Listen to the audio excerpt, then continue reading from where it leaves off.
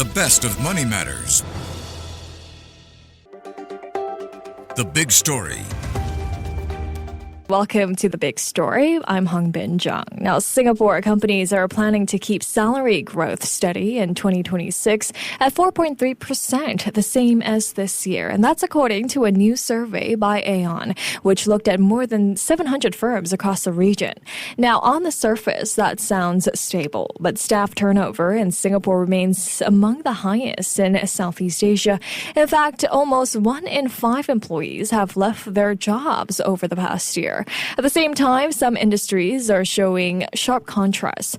Life sciences and medical devices are paying more to keep talent, while sectors like energy and manufacturing are holding back. And across the board, companies say they're investing more in technology and AI instead of aggressively expanding headcount. So what does all this mean for workers and employers in Singapore? And if companies are leaning on tech to do more with less, where does that leave the human workforce? Well, joining us today to share more is Rachel Jayaprakash, who is the research lead for the Salary Increase and Turnover Study Southeast Asia and head of talent solutions for Malaysia at Aon. Hi, Rachel. Welcome to the show. Hi, Hongbin. Thanks for the invitation. Thank you so much for joining us. Well, Rachel, the survey shows that Singapore firms are budgeting a 4.3% salary increase in 2026, the same as 2025, even though turnover remains high. Why are companies keeping salary growth steady despite such high churn in their workforce? So people are the key assets in many organizations, and with a relatively low unemployment rate in Singapore, it also means that we have more job opportunities than available talent pool, right? So therefore, this may result in high turnover rates. Wage increases, on the other hand, are also we're not able to increase substantially due to cost pressures, which mainly all businesses are facing. Therefore, it has to remain steady and move alongside with what the inflationary rates are. So life sciences is leading with projected pay bumps, while energy lags behind. Why the gap between big spenders like life sciences and cautious sectors like energy? Life sciences firms are typically and relatively a strong and steady performing industry comparatively to the energy sector, which is more volatile, and they are also more cautious when it comes to their manpower cost increases. Additionally, life sciences firms also have a rather strong employee value proposition and appeal to talent who are driven by purpose. Okay. Well, at 4.3%, Singapore's salary growth is more modest compared to regional peers like Vietnam at 7.1%, Indonesia at 5.9%, and the Philippines at 5.2%. So when you place Singapore's numbers alongside its neighbors, how competitive is this level of salary growth once you factor in inflation and the cost of living? So if you see, yes, Singapore's salary increase projection is at 4.3%, which is comparatively lower to its neighbors. There is actually a micro dimension to this number. So Singapore is a developed market comparatively to the neighbors. So if you look at Vietnam, it has the highest salary increase rate, which is also linked to their GDP rate, which is about 6.6%. And Singapore's GDP rate is actually a fraction of that because it's being a developed economy. So inflation rate in developed economies are typically lower. Therefore, the salary increase is an outcome of these two factors, which is the GDP and the inflationary rate. So therefore, Singapore is experiencing a lower salary increase rate.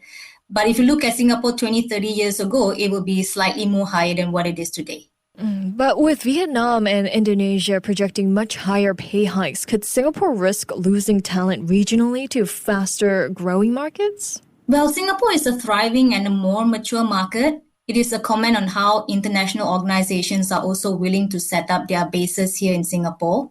So Singapore has a rather low employment rate, which indicates that, as I mentioned, there are more job opportunities than talent.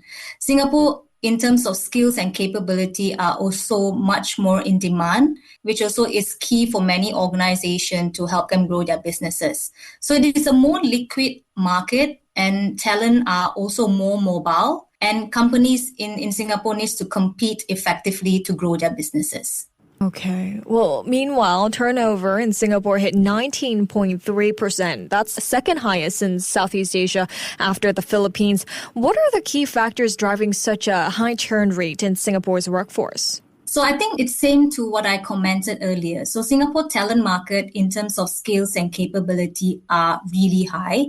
And being a mature market, these skill sets are actually more ahead compared to our neighboring countries. So this is actually moving Singapore to the next level where it's more liquid. So talents are definitely free to move and, mobile. And, that's where companies need to really have a strong value proposition in terms of attracting and retaining these key talents. Well, further dissecting the data here, manufacturing recorded the highest voluntary exits, while retail and hospitality saw the most involuntary exits. What does it say about the state of these industries? So from a sectoral standpoint, with the likes of the retail and hospitality sector, which is actually primarily impacted from business closures and also headcount rationalization. So therefore, we are seeing high involuntary rate, about 7%. For manufacturing sector, possibly there are also in terms of limitation from a role stagnation that employees are experiencing, which could also lead to why their voluntary turnover rate is on the higher side. Okay. So how can employers both retain older workers and at the same time make these industries, appealing to younger talent as well? So what we need to understand is that there is a multi-generational workforce in all organizations. So a one-size-fits-all solution or a framework is not able to meet the various needs of this workforce. Therefore, organization needs to be a bit more flexible when it comes to their employee value proposition and developing their HR framework, meaning they need to be flexible enough to cater to the various employee generations. And also, this will help improve employee engagement and at the same time driving higher performance. Well, in the midst of all of this, companies are increasingly turning to technology and AI to optimize productivity instead of, growing headcount aggressively. So how will this trend reshape the job landscape here in Singapore? And does it mean we should expect fewer opportunities for human workers in the years ahead? Well, yes, many companies are definitely looking into digital solutions and AI adoptions in their businesses and processes, which actually both imposes opportunities and also challenges in the business. I will not say that there will be fewer opportunities for human workers, but what is key is that with all the digital shifts and adoption, job structures are evolving and new jobs are also being created to some extent. Okay, well, sales and IT have emerged as the hottest jobs across Southeast Asia. Rachel, within these functions, which specific skills are most in demand right now? So if you look within IT, definitely cybersecurity, AI, and machine learning jobs are imposing the highest demand right now. Okay, and are there any, other emerging subfields in IT, such as cybersecurity or AI, where, demand is particularly high? So as mentioned, cybersecurity within IT, why this job is in demand right now? Because if you look at with all the digital adoption, so data storage and digital transactions are also increasing, with also the changes through regulatory environment and requirements. So data privacy and protection is at the forefront. So hence some of these jobs are definitely getting is hot right now in terms of the demand. From AI and machine learning standpoint, because there's a high need in driving automations and also driving advanced analytics in organizations. Okay. Well, before we let you go here, Rachel, anything else from the data you're keeping a close eye on? Yeah, so definitely as I close, I think every organization needs to be close to data and being informed on all this data through surveys and also understanding the capabilities that exist in your businesses. So capabilities that can be bought and capabilities that can be built or upskilled. And definitely look into your employee value proposition holistically, catering to the various multi-generational workforce that you have. So end of the day, there is no one-size-fits-all solution for all. All right. Well, thank you so much for your insights today, Rachel. Thank you for having me. Thank you. Thank you.